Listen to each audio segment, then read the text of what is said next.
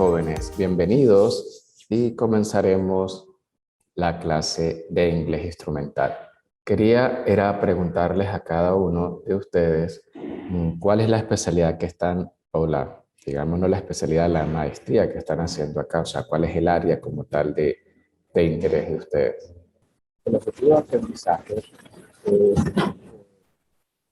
esta materia va a estar dividida en tres unidades y está basada en la comprensión de textos generales y técnicos, tomando como base la aplicación de técnicas de lectura que nos permita poder capacitarlos para poder extraer de forma eficiente y que puedan realizar traducciones desde el inglés al español.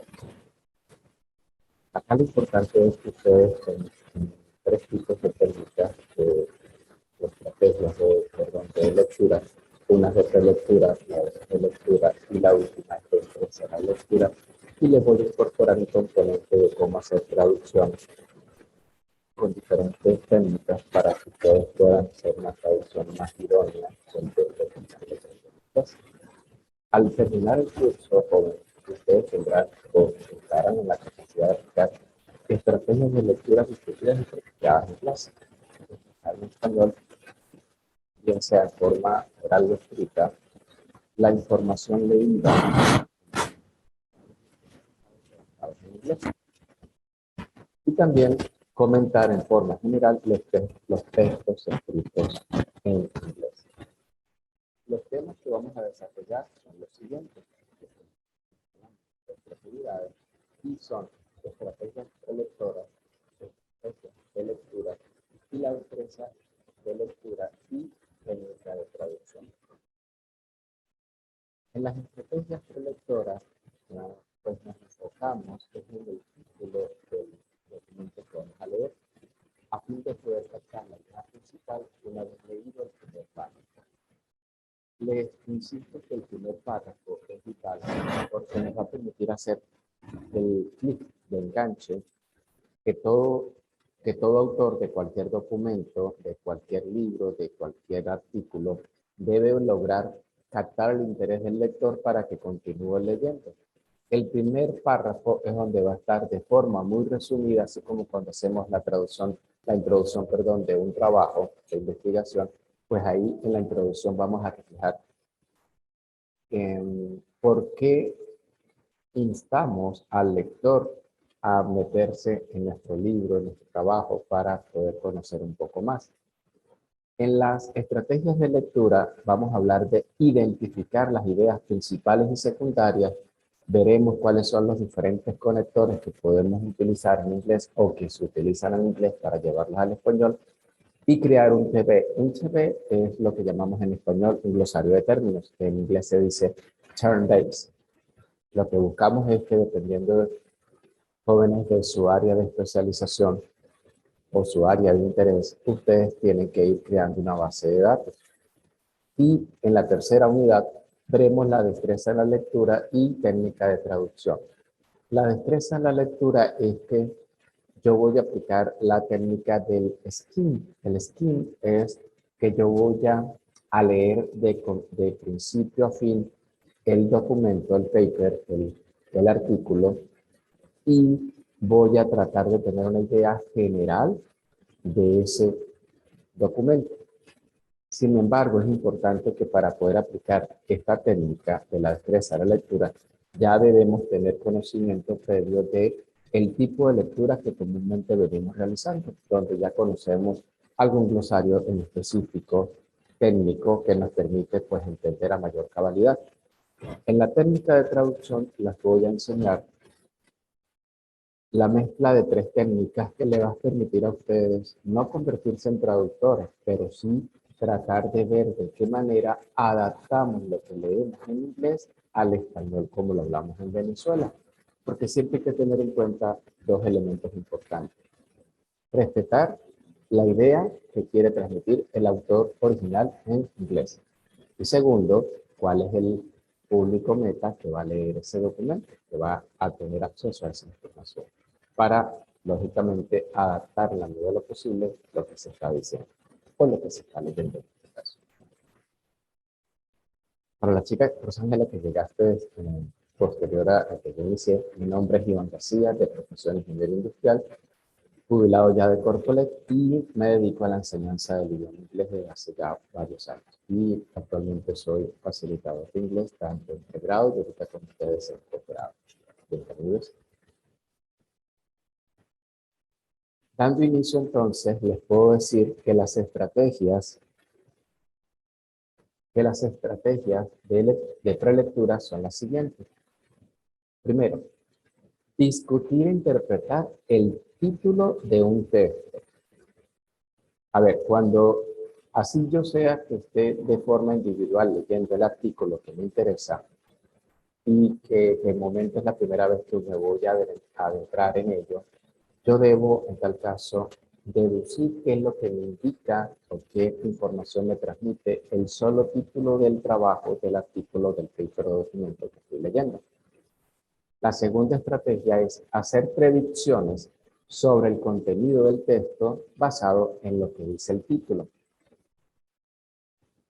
Tercera estrategia es hacer predicciones sobre la información de un texto una vez que yo haya leído el primer párrafo.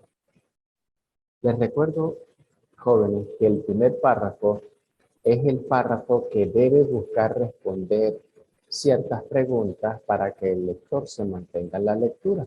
Y esas preguntas son: ¿qué? ¿Para qué? ¿Cómo? ¿Cuándo? ¿Y dónde? ¿Qué? ¿Para qué? ¿Cómo? ¿Cuándo? ¿Y dónde? Si nosotros al leer ese párrafo logramos al menos de esas responder dos, vamos bien encaminados en la comprensión de lo que busca el autor de esa información. La cuarta estrategia prelectora es discutir el título del texto y predecir el contenido por medio de los conocimientos previos que ustedes puedan tener. Claro, ustedes dirán, pero Iván, ahí se está aplicando como para cuando estemos en una clase. No necesariamente, porque si yo ya tengo experiencia, por ejemplo, yo hago también traducciones a nivel profesional, no certificadas, porque no soy certificado, pero cuando un alumno de ingeniería, de administración, de contaduría o derecho me buscan para hacer una traducción para que les ayude a la comprensión de un artículo, pues, por ejemplo, yo he venido haciendo traducciones de partidas de nacimiento, actas de nacimiento, certificados de nacimiento y actas de defunción. Las partidas de nacimiento no van a variar su vocabulario, sin embargo, dependiendo de la fecha de nacimiento de cada persona, pues el vocabulario sí puede ir cambiando un poco, pero en esencia es lo mismo. Dicho esto, pues entonces yo ya teniendo ese conocimiento previo, porque ya he hecho previamente traducciones de partidas de nacimiento, cuando lea una nueva, por mucho que pueda cambiar alguna palabra, en esencia sigue siendo lo mismo. Y la quinta estrategia prelectora es verificar y o comprobar las predicciones hechas anteriormente según el contenido del texto. Aquí es como comparar lo que hice en lo señalado en el punto 2 con lo que voy a hacer en el punto número 5. Es decir, si yo hice predicciones de acuerdo a lo que yo entendí del texto, con lo que yo logré comprender una vez que leí de principio a fin el documento, ahí entonces yo voy a darme cuenta y decirme, oye, si entendí esto, no estoy equivocado, voy encaminado, o puede ser que estemos agarrando un tema completamente nuevo y que digamos, oye, esto no lo había entendido o no me había percatado de este detalle. Entonces, son 5 estrategias prelectoras: discutir e interpretar el título de un texto, hacer predicciones sobre el contenido basado en el título del texto. 3, hacer predicciones sobre la información una vez leído el primer párrafo. Y recuerden que el primer párrafo es el que va a hacer el enganche con el lector. Debe hacerlo, si no, el lector no va a mostrar interés por leerlo. Cuarta estrategia, discutir el título del texto y predecir el contenido por medio de los conocimientos previos. Es decir, si yo estoy encausado en hacer una traducción o leer una nueva partida de nacimiento que me está llegando como encargo, como le decimos en el mundo de la traducción, yo ya tengo un conocimiento previo que me va a ayudar muchísimo a la hora de poder hacer esa lectura y comprenderla. Y la quinta estrategia Verificar y o comparar las predicciones hechas anteriormente según el contenido del tema. Ahora bien, me tomé la libertad de traerles estas recomendaciones, que es lo que yo aplico cuando me toca leer algo que está en inglés. Por más que yo diga que hablo inglés, debo tener, digamos, cautela. ¿Y qué hago yo? Yo leo, ahí les voy a comentar. Yo hago una lectura general del documento, es decir, desde el título hasta el final, no buscando enfrascarme en lo que no entiendo, sino tomar en cuenta el contexto y después buscaría en internet o en un diccionario especializado, dependiendo del área de interés, la traducción de cada término que no comprenda. La segunda recomendación que les traigo, jóvenes, es buscar siempre la idea principal, prestando atención al primer párrafo, porque es el párrafo donde está el enganche que busca captar el interés del lector para continuar con su lectura. En este primer párrafo, de forma muy general, se tiene que mostrar al lector cómo está estructurado el artículo. Y recuerden algo, cualquier escrito en cualquier idioma del mundo va a tener tres momentos básicos: inicio, o lo que llamamos también introducción, desarrollo y cierre. Esos tres momentos son vitales en la redacción de cualquier documento que va a ser distribuido. La tercera recomendación que les traigo es tratar de hacer la traducción tomando en cuenta el contexto y el área de interés. Cuando digo contexto, jóvenes, me refiero a que no pueden traducir palabra por palabra. Ahora, por favor, quiero que abran sus micrófonos y me digan qué entienden ustedes por contexto. Les escucho para poder avanzar, por favor. Jamie y Rosángela, ¿qué entienden cuando yo les digo hacer la traducción tomando en cuenta el contexto? ¿Qué pueden ustedes entender por contexto? Hola, profe, yo entiendo por contexto, pues como lo general, como que en lo que se basa por lo menos la lectura en general. Buenos días. Hola, buenos días. El contexto, Sí, buenos días. El contexto, por ejemplo, lo que rodea a ese documento, ¿sí? ¿Dónde fue escrito y por qué razones a lo mejor fue escrito, por quién fue escrito? Por ejemplo, bien, ¿en qué año fue escrito? Importante resaltarla porque, a ver, si yo les digo en 1900, tal vez, vamos a suponer y ustedes saben que cuando hablamos hacemos movimientos con nuestras manos, expresiones faciales y el lenguaje del cuerpo también permite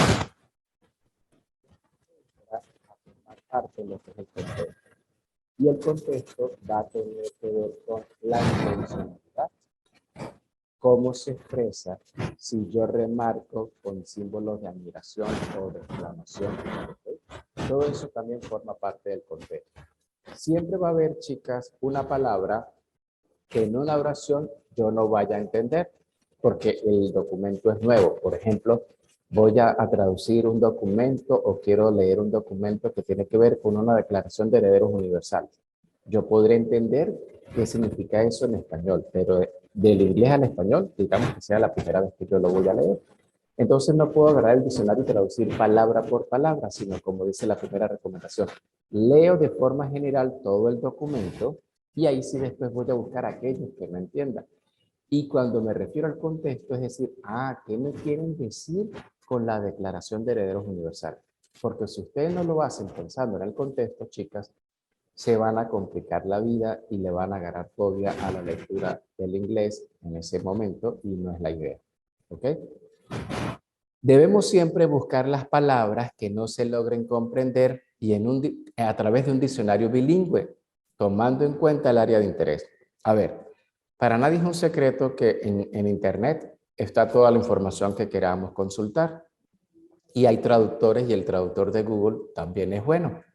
Pero no va a ser tan bueno dependiendo del tipo de lectura que yo quiera hacer. Porque supongamos que para ustedes en su trabajo de grado de maestría, ustedes quieren investigar, por ejemplo, sobre la técnica de costos ABC. Un ejemplo. Y usted dice, pero yo me voy a ir al traductor y el traductor le hace una traducción, digamos, general, que no está mal, pero llega a mis manos y yo le digo, pero ¿y qué quisiste decir acá con esto? Porque hay que tener cuidado que el traductor es como una traducción tipo robot, ¿ok? No está la inteligencia humana, no está la experiencia del traductor o de la persona que habla el idioma. Entonces, en Internet, cuando uno se toma la molestia de buscar un poquitito más como traductores especializados, como por ejemplo, por área temática, finanzas, economía, computación, idiomas, turismo, contable, legal y pare de contar, pues ahí ustedes van a tener un mayor éxito en la traducción de ese documento al español. Y de verdad que hay mucha información en Internet de diferentes tipos de traductores. Y la última recomendación es crear un TB, un Term Base. Term Base es una base de términos, que es lo que nosotros llamamos en español un glosario de términos. Yo que les recomiendo, chicas, háganlo. Yo siempre tengo para cualquier tipo de documento que voy a traducir, tengo un glosario de términos en especial para no mezclar, porque hay traducción general y especializada. Si la traducción que me piden es general, pues tengo un glosario de términos variado. Pero si es especializada, dependiendo del área de interés de la persona que me quiere mandar a traducir ese documento, entonces abro el archivo que tiene que ver con el área de interés. Si es turismo, turismo. Si es petróleo, petróleo. Si es finanzas, finanzas. Y así sucesivamente. Entonces, recuerden siempre, leer de principio a fin a través de una lectura general sin buscar pretender entender todas las palabras. Oye, si lo entendemos, bienvenido, pero si no, no se enfoquen en lo que no puedan entender. Traten de enfocarse en lo que sí pueden entender, porque si nos vamos entonces a lo que indica el contexto, alguna palabra que se me genera un vacío, se nos puede llenar porque por deducción lógica podemos entender qué es lo que quiere decir el autor con esa palabra que de momento no la conozco, no tengo cómo consultarla en internet y la puedo deducir. ¿Ok? Siempre prestar atención al primer párrafo. El primer párrafo, chicas, es el párrafo que les va a permitir a ustedes garantizar el éxito de su comprensión lectora. Tratar siempre, como dice la tercera recomendación, es tomar en cuenta siempre el contexto. El contexto no se puede dejar nunca de lado. Nunca. Es imposible. Buscar palabras en internet o en diccionarios online especializados de acuerdo al área de interés de su lectura. ¿Ok? Y por último, crear siempre un glosario de términos. Al inicio yo sé, chicas, de que puede sonar tedioso hacer un glosario de términos. Pero créanme que todo es disciplina. Cuando ustedes logran ser disciplinadas con la lectura general del documento, tratar de comprender lo que dice el primer párrafo, no olvidando nunca tomar en cuenta lo que se dice en forma general del contexto y buscando en internet aquellas palabras. Va a ser tan repetitivo, pero a la vez hay ampliando su vocabulario que les va a permitir hacer después una comprensión de una manera más rápida y efectiva. ¿Alguna pregunta hasta acá, chicas?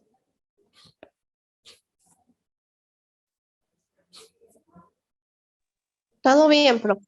Ok, muy bien, Rosángela. Jamie. Todo bien, profe. Muy bien. Entonces, vamos a comenzar en este primer párrafo principal, que es para yo demostrarles lo que les dije ahorita con esa teoría que les expliqué de una forma fácil, práctica y dinámica. Por favor, activen sus micrófonos porque ahorita sí tienen que participar ustedes constantemente. September 1st, 2018, James Institute, 123 Business Road, Anytown.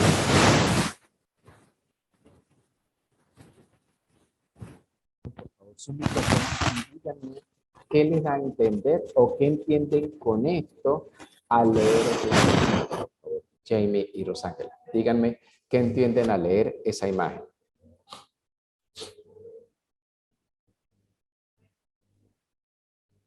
Que es el inicio de un oficio al director de recursos humanos. Correcto.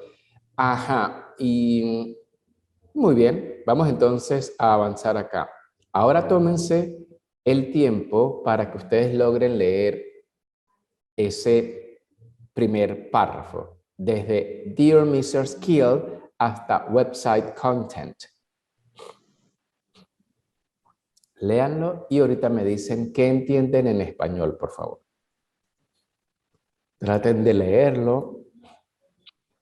Y recuerden, en el primer párrafo, ustedes van a poder responder las preguntas de qué, para qué, cómo, cuándo y dónde. O en la medida de lo posible, esas preguntas, ¿ok? ¿Saben ustedes lo que es el posesivo sajón, chicas?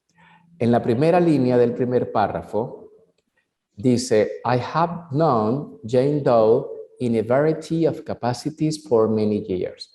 She has been my daughter's riding instructor.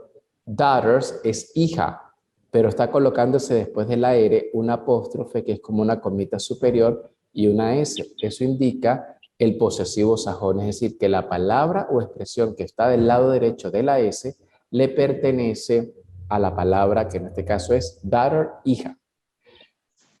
Ok, cuando se sientan listas, porfa, me dicen qué entienden en el primer párrafo, por favor.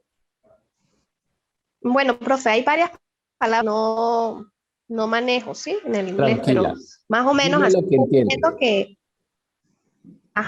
dice algo de que es responsable de escribir y editar contenido de varios textos. ¿Correcto? Ajá. ¿Qué más entiendes? Pues que aparte hay un saludo Ajá, muy bien. y habla de que muchos años. Ok, muy Debe bien. ser alguna experiencia. Perfecto.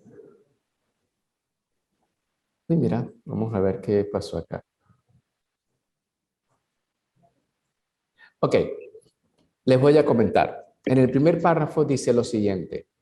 Yo he conocido a Jane Doe en una gran variedad de capacidades por muchos años. Ella ha sido la instructora de equitación de mi hija. Recuerden que el inglés se lee, a veces se escribe invertido. Primero el adjetivo y después el sustantivo. Ella ha sido la instructora de equitación de mi hija por muchos años. Adicionalmente, ella es socia en un negocio pequeño donde ella es responsable de escribir y editar artículos y contenidos en una página web. Observen que les resalté dos expresiones en negrilla y cursiva. ¿Ok? Les resalté subrayado la expresión in addition y la palabra responsible. ¿Ok? Ahí traten ustedes ahora de decirme y les voy a preguntar, ¿de qué estamos hablando en ese primer párrafo? Dando como una referencia. ¿Correcto? ¿De quién estamos hablando? ¿De qué persona estamos hablando? De Jane, es Pero, instructor pero de ¿cuál Jane? ¿Jane Kill o Jane Doe? Jane Doe. ¿Correcto? Muy bien. Ajá. Jane Doe tiene varias capacidades. ¿Cuál es la primera que está mencionando? Que habla de la... instructor Correcto. ¿Instructor de qué? De equitación. De equitación, correcto. ¿Y de qué es responsable Jane Doe en su negocio pequeño? De escribir y editar los artículos. Correcto. Entonces, dense cuenta de que en el primer párrafo de esta lectura estamos hablando de varias capacidades que tiene Jane Doe. Acá lo importante es que de forma muy general, muy resumida, la persona que escribe eso hace ver las capacidades que tiene Jane Doe. ¿Ok?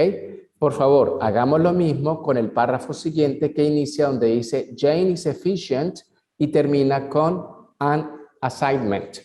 Por favor, léanlo y me dicen en español qué entienden de lo que dice ese segundo párrafo.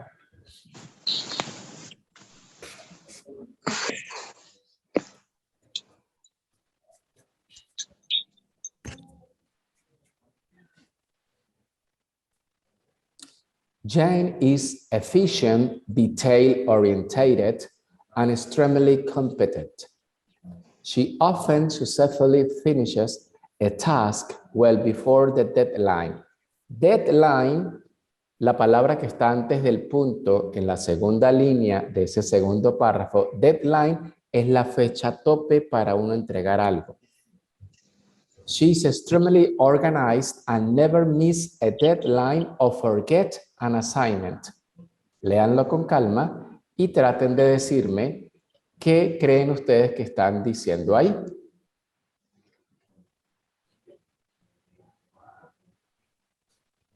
Bueno, hasta donde yo comprendo están hablando de las características que tiene Jane, ¿sí? Que Ajá. es eficiente, que es competente, que entrega las cosas puntualmente, que es organizado. Ajá. Ok. Omitiste una palabra, Jamie, y marca la diferencia. Tú dijiste, es muy competente. No es lo mismo decir, Iván es muy competente, a decir, Iván es extremadamente competente. Ojo, recuerden algo, ¿no? No podemos quitar de un artículo que estamos leyendo en inglés, sabemos que estamos haciendo es un ejercicio, pero traten de no omitir palabras de lo que está ahí escrito, porque le pueden quitar ese objetivo que buscan resaltar. ¿Y cuál es el objetivo? Que la persona que escribe a Jane Kay ese documento hablando de Jane Doe está dando una referencia de cómo es Jane Doe. ¿Ok? Se los voy a leer en español. Jane es eficiente, detallista y orientada y extremadamente competente. Ella a menudo termina satisfactoriamente la tarea antes de la fecha tope de entrega. Ella es extremadamente organizada y nunca falla, o sea, nunca entrega después de la fecha tope o olvida, una asignación. En este segundo párrafo quiero que me digan de qué estamos hablando. De las características de Jane. Correcto. Y si te das cuenta, Jamie, ahí ese segundo párrafo viene a ser el desglose de la primera oración que está en el primer párrafo. Recuerda, la primera oración dice, yo he conocido a Jane Doe en una variedad de capacidades durante mucho tiempo. Y él está mencionando cuáles son las capacidades que ella tiene. ¿Ok? Ajá. Por eso es que recuerden que les dije, tal vez en español nosotros no nos enseñan eso, pero siempre cuando vamos a escribir un artículo o un trabajo de investigación, el primer párrafo es el que tiene que lograr hacer clic o enganche con el lector. Si no lo logramos, así lo que vaya a decir después sea excelente, muchachas, el lector no va a mostrar ningún interés por leerlo, porque no le hizo clic. ¿Ok? Traten ahora, por favor, de leer el tercer párrafo, porfa, y me dicen qué significa, qué entienden por él, perdón. Dice que Jane tiene o sea, como que se desenvuelve muy bien con la gente, con la Correcto. persona. Rapport es una palabra que ustedes han escuchado el término PNL, programación neurolingüística.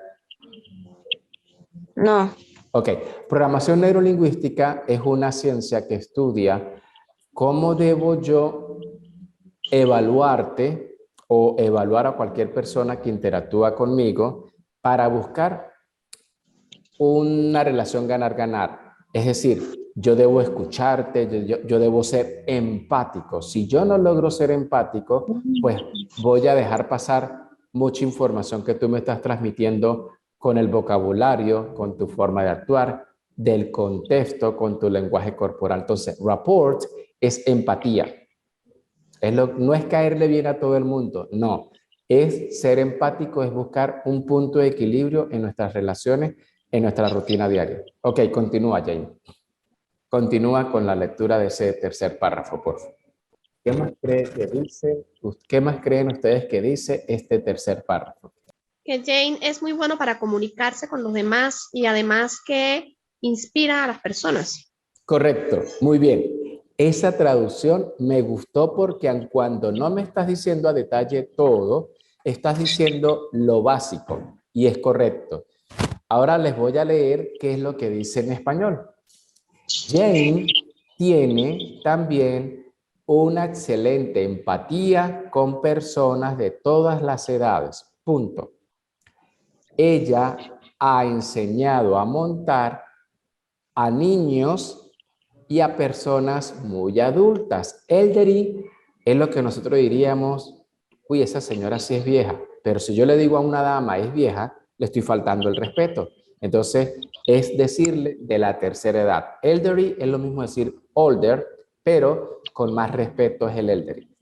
Y en personas con ese rango de edad, es decir, niños y adultos, es decir, que enseña a adolescentes, estudiantes universitarios, recién graduados, adultos, cincuentones, sesentones y así sucesivamente.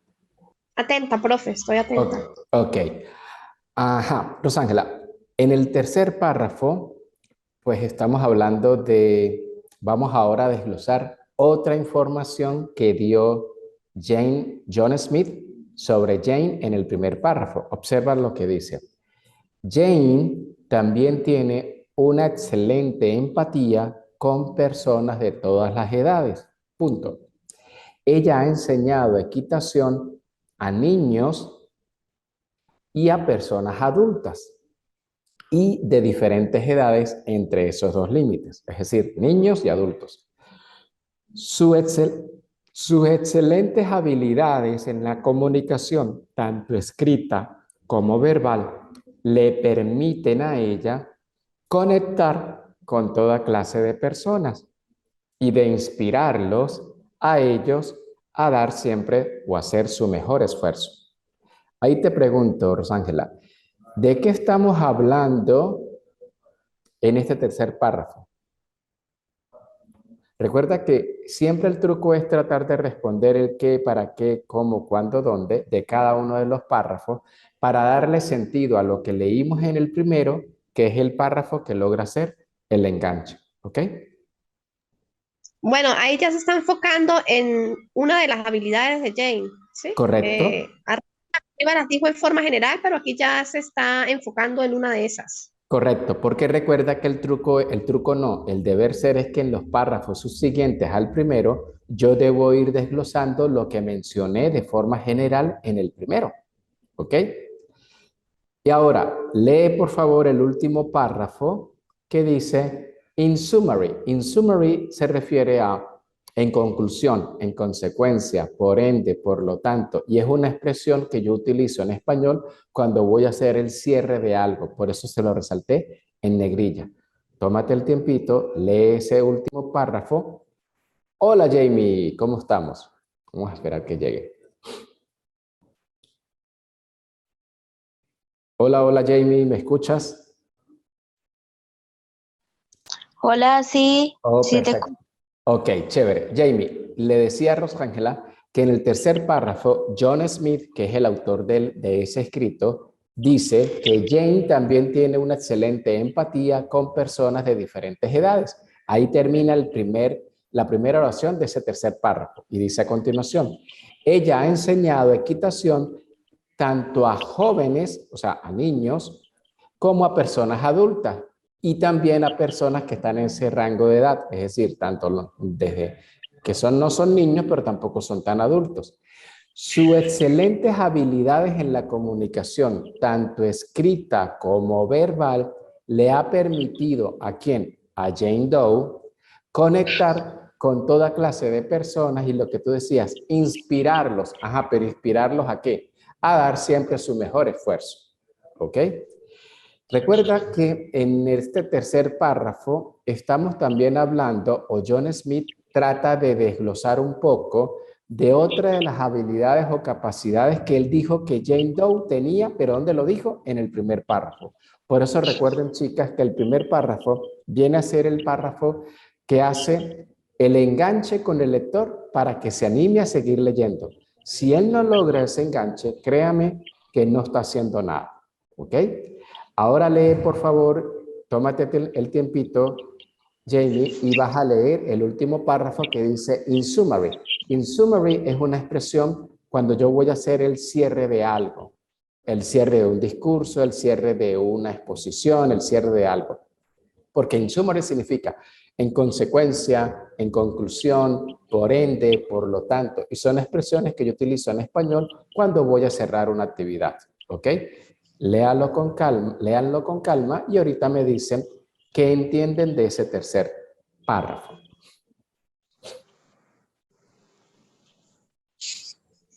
Bueno, él allí está diciendo que recomienda a Jane para un puesto importante. ¿Ok? Y que Jane será un elemento valioso para la organización a la que la está recomendando. Correcto.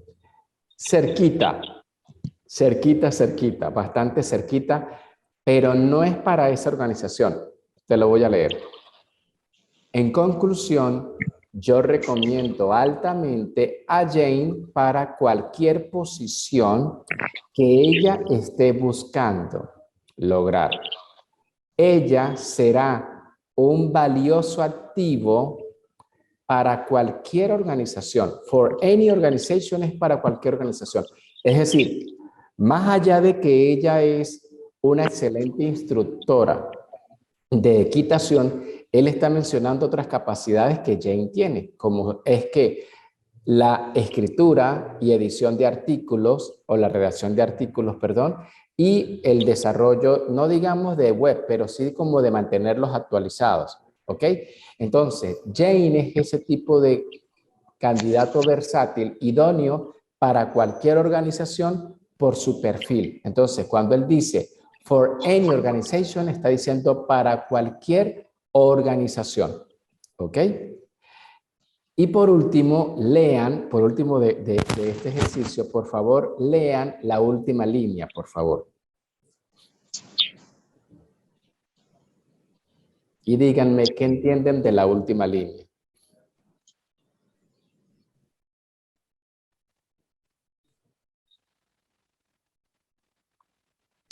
Que si tienen alguna pregunta, no duden en contactarlo. ¿Correcto? Muy bien, así es. Y ese es un cierre que siempre se hace en cualquier comunicado, sea un correo electrónico, sea también una recomendación que se dé, ¿ok? ¿Quién firma la carta, muchachas? ¿O quién firma el comunicado? ¿O quién firma el paper? John Smith, ¿Ok? John Smith es el autor de ese comunicado. ¿no? El Sí, autor. claro. Y el autor, Ah, claro, Sir Jamie, porque es quien lo escribe. ¿A quién se lo escribe John Smith? ¿A quién le escribe John Smith ese comunicado, Rosángela? A Jane Kiel. Correcto. ¿Y quién es ella?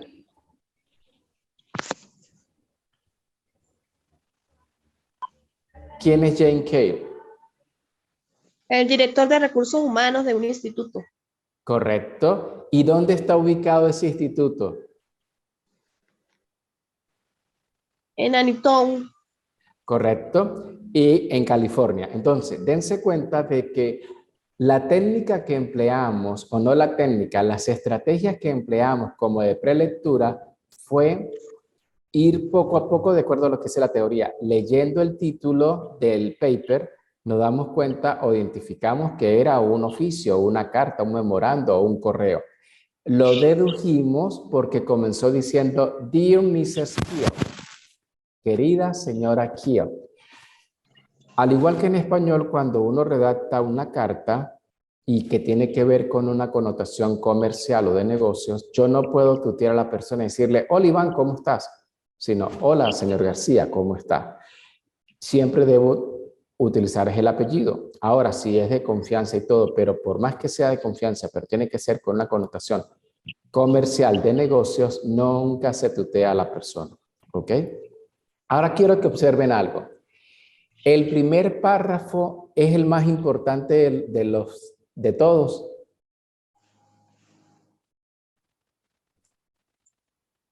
No, no es el más importante, pero nos engancha. Exactamente. Tal vez no dice todo, pero sí lo dice en forma general y es el que engancha. Es decir, ahí donde él dice, es que él conoce a Jane Doe. ¿Quién conoce a Jane Doe? John Smith. ¿Quién es John Smith? El que le escribe ese correo. ¿A quién se lo escribe? A Jane Cale. ¿De qué habla John Smith en su comunicado? De Jane Doe. ¿Y quién es Jane Doe? Es una persona que tiene múltiples capacidades, tiene una habilidad para escribir artículos y escribir y editar artículos en contenidos de página web, es responsable de eso y que es la instructora de equitación de la hija. ¿De la hija de quién? Les pregunto yo.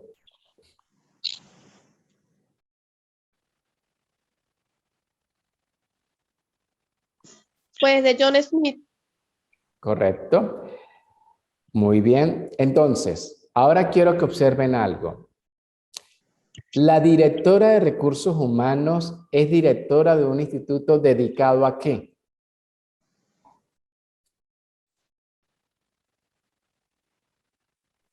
A la equitación. Correcto. Y Jane Doe es instructora de equitación. Por eso es que siempre tenemos que analizar el qué, para qué, cómo, cuándo, dónde. Y siempre todo debe estar relacionado. ¿De acuerdo? Entonces, siempre les recomiendo traten de leer de principio a fin todo el escrito que está en inglés y que desean leer. Una vez que lo lean, traten de prestar atención, primero que todo, al primer párrafo, porque de ahí van a poder sacar la idea principal. Siempre van a sacar la idea principal. Nunca una idea principal, jóvenes, va a estar en la mitad o al final. La idea principal debe estar en el primer párrafo, porque como dijo Rosángela, es para que hagamos el enganche. Si no se logra hacer el enganche, estamos mal. Las ideas secundarias están en el segundo párrafo, en el tercer párrafo y en el cuarto párrafo. ¿Cuál creen ustedes que es la idea secundaria del último párrafo? No del de if you have any question, no, donde dice in summary. ¿Cuál es la idea secundaria de ese párrafo, por favor? La recomendación. Correcto. Y él está basándose en lo que dijo en los párrafos anteriores del por qué está recomendando ampliamente a Jane Doe para ese cargo en el Instituto de Equitación. Les pregunto, John Smith dice para qué cargo está postulando a Jane Doe o no lo dice. No, no lo dice. Dice que para No lo cualquier dice. posición. Exactamente. Correcto. ¿Alguna pregunta con este primer ejercicio, chicas? No, Ok. Dense cuenta de que, ahora les pregunto, ¿fue difícil tratar de entender lo que decía cada párrafo?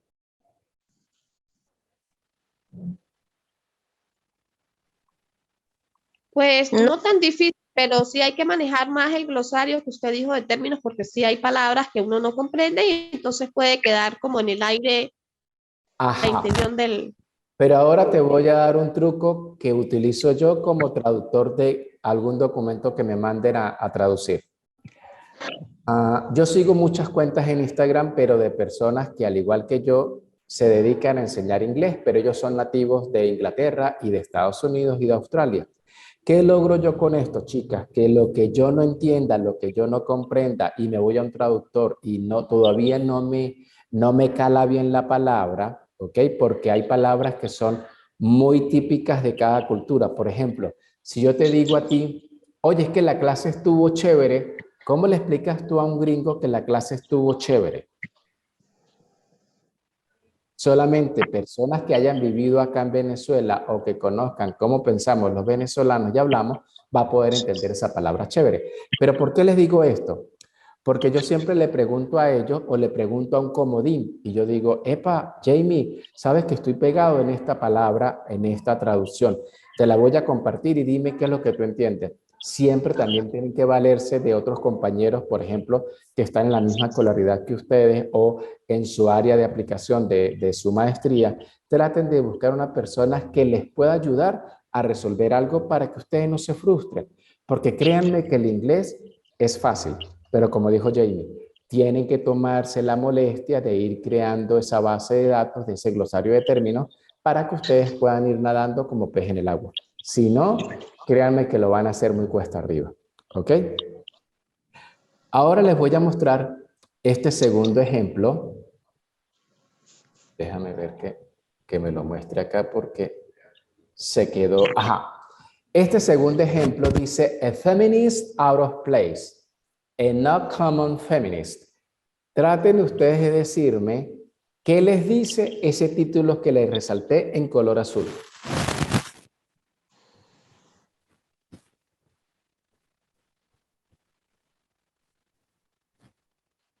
¿Qué les dice a ustedes ese título de A feminist out of place and not common feminist? ¿Qué creen que significa ese título de A feminist out of place? No, ¿qué significa? ¿Qué les indica? ¿Qué les dice?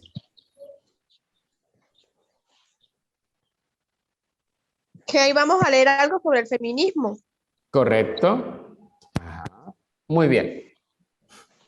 Pero más allá de que vamos a hablar del feminismo, ¿qué te dice la primera oración o después del slash cuando dice a not common feminist? Common, les voy a dar un truco, es común. ¿Qué significaría para ustedes a not common feminist?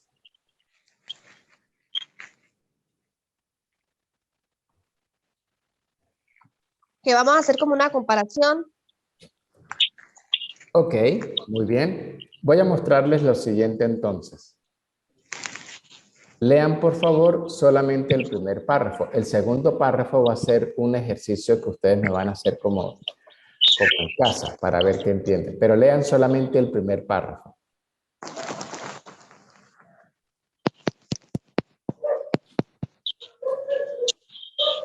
Ahí habla sobre que es feminista, activista, que debe ser de la diversidad sexual, que es democrático, que habla sobre el pluralismo y que está interesado en el debate sobre el feminismo.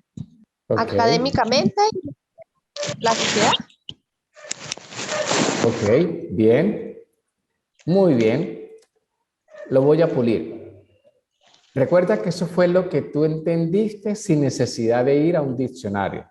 Te garantizo y te apuesto de que cuando vayas a buscar en un diccionario aquellas palabras que no entendiste, le vas a dar una riqueza más amplia a la redacción en español. Pero dice así: como una feminista, activista por los derechos de la diversidad sexual y demócrata enfocada en promover las virtudes del pluralismo, estoy interesada en debates acerca del feminismo en los medios, la academia e incluso en los medios sociales.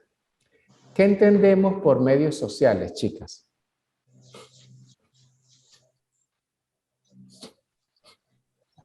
La televisión, las redes sociales.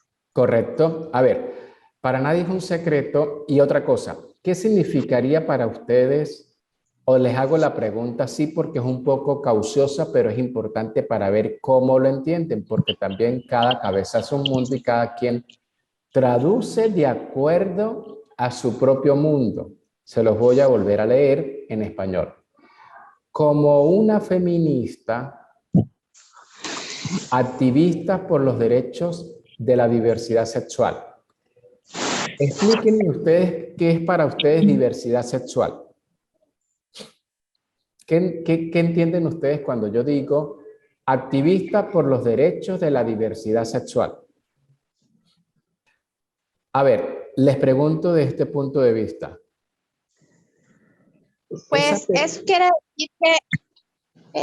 decir que defiende a los homosexuales, a los transexuales, o sea, no importa la Correcto. inclinación sexual que tenga la persona. Exactamente. Pero ahora te pregunto, ¿cuántos géneros conocemos biológicamente? 2, hombre y mujer.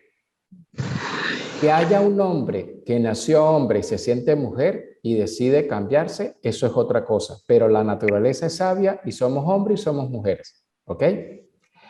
Ahora les hago la siguiente pregunta porque es un poco cauciosa, pero tengo que hacerla para ver su comprensión. Ese artículo lo escribió una mujer, como ustedes, biológicamente mujer, o lo escribió un hombre gay, o lo escribió una persona transgénero. ¿Quién cree ustedes que lo escribió? Pues yo creería que una mujer. ¿Correcto? Ok. Yo también creería que una mujer. Perfecto, muy bien. Yo no es que difiero, sino que no lo pudiera asegurar porque no sé si ustedes conocen a una persona que es transgénero en Venezuela, es abogado, nació varón, hombre como yo, pero él se transformó en mujer.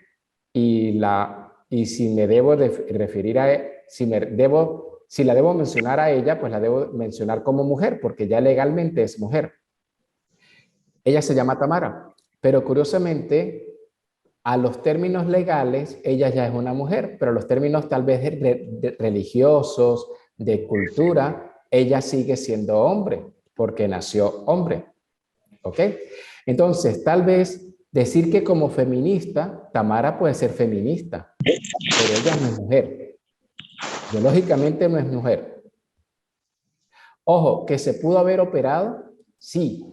Que a nivel de visualmente se vea como mujer, sí, pero biológicamente no es mujer.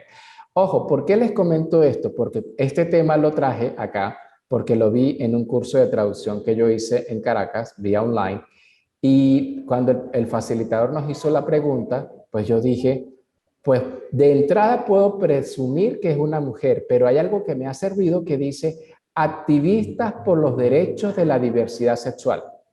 A ver, chicas, una mujer que sea feminista y que sea activista por la diversidad sexual tiene que ser una mujer de una mente muy amplia. ¿Ok?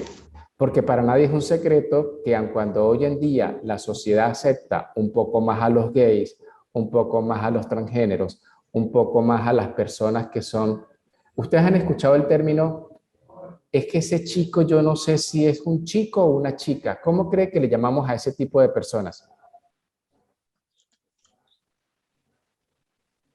¿Han escuchado o les suena la palabra andrógenos?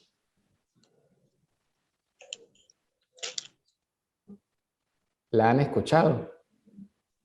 Pues no la había escuchado. Ok, eso es como, Rosángela, es como cuando tú ves a un chico varón, que tú sabes que es varón por la forma de que, cómo se viste.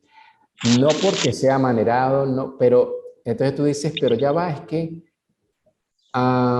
no logro saber, o hay aquellas chicas que, por ejemplo, pueden ser planas, entonces tú dices, pero es que yo creí que era un varón, no necesariamente es porque es plana, sino porque su anatomía, su forma de pensar, no se inclinan por una parte sexual, es decir, no se inclinan ni por ser hombre ni por ser mujeres. Y curiosamente, hoy en día hay una población muy creciente que no se identifican con ninguno de esos dos roles.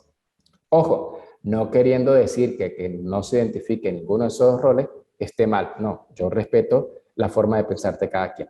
Pero volviendo al tema, esa parte que ella dice, y activista por los derechos de la diversidad sexual, me hizo entrar en duda y replantearme la pregunta, oye, ¿quién lo habrá escrito? ¿Lo escribió una mujer o lo escribió una persona que es transgénero o una persona que es gay? X, ¿ok? Ajá. En la última parte donde dice of pluralism, que es pluralismo, ella comienza diciendo, I am interested in, yo estoy interesada en o yo estoy interesado en. Les pregunto algo, ¿hay algún hombre que sea feminista que ustedes conozcan a lo largo de la historia del mundo, un hombre que haya luchado por los derechos de las mujeres?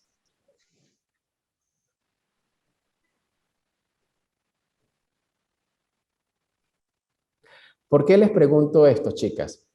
Porque esto es un tema, más allá de que tenga una connotación que hable de algo de sexualidad, no de sexo, sino sexualidad, pues nos hace investigar un poco más allá. Es decir, siempre van a encontrar un artículo que ustedes no van a tener claridad, no solamente de quién lo escribió, sino qué es lo que quiso decir.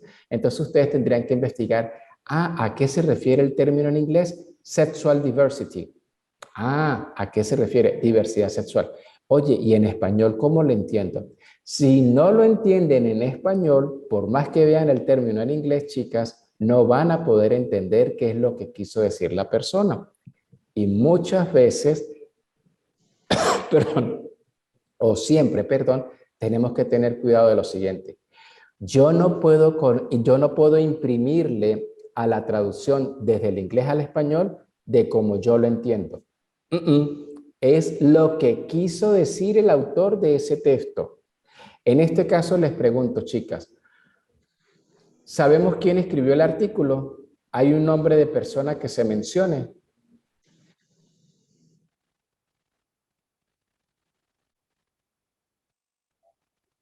No, no sabemos quién. No sabemos, o sea, sabemos que es una feminista. Y vuelvo y les digo, la palabra feminista solamente se aplica a mujeres que luchan en pro de ustedes las mujeres. Más allá de una igualdad social, es que se respeten los derechos inclusive hasta de las niñas que son las nuevas generaciones. Por ejemplo, yo soy Rotario y en Rotario tenemos un programa internacional que se llama Empoderar a las Niñas. ¿Por qué empoderar a las niñas? Porque tal vez en Venezuela no lo vemos o tal vez sucede, pero no lo sabemos. Pero en países como India, como África, continentes como el africano o el continente asiático, las niñas no tienen la misma oportunidad que tuvieron ustedes de estar hoy en día siendo ya profesionales, sacando una maestría. Allá hay niñas que son explotadas sexualmente desde niñas y que lamentablemente no logran hacer nada.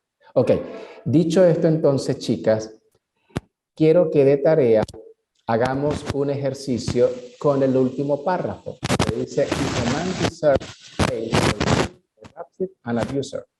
Y termina diciendo, reading it. Quiero este ejercicio de dos formas. La primera,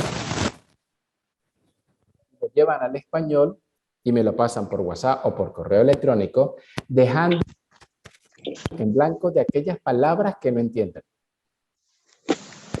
El segundo ejercicio es hacer la traducción, pero ayudándose de un diccionario para que ustedes se den cuenta en español que están lo que busca el inglés instrumental es darle herramientas para que ustedes primero comprendan, logran captar y después ayudándose de un diccionario poder lógicamente darle un sentido más completo a esa traducción. ¿Ok? ¿Alguna pregunta, Rosángela y Jamie? No, todo chévere, profe. Muy bien, me alegra de verdad. En las próximas clases se van a dar cuenta de que voy a traer otro tema. Me gustaría conocer cuál es el área de especialización de ustedes en la maestría, o sea, qué maestría están estudiando para saber si puedo traer un tema en específico de cualquiera de esas áreas para hacer un ejercicio, ¿les parece? Pero tienen que decirme de qué maestría son ustedes, ¿de acuerdo? La mía es psicopedagogía.